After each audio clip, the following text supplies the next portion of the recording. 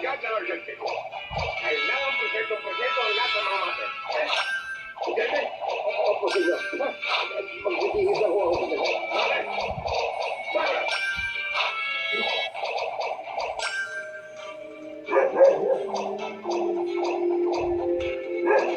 Ang sabi ni Senyor Pacheco, dapat nandito lahat ang mga mate. Lagi naman po kami lahat eh. Nasa si Tita Victoria at si Tita Miguel. Kaya alam mo, malaking suspecha ko dyan sa dalawa yan. Ang nakaan sila sa mo. Dito na sila.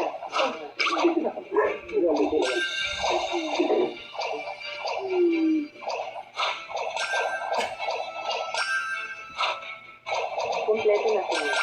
Bueno. Makinig kayo.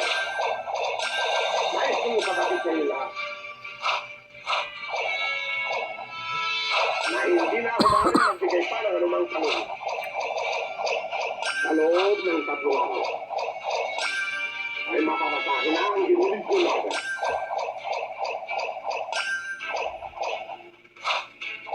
Kaya sa harapan ng mga sakta, nalisanin nyo na ang pangalawa.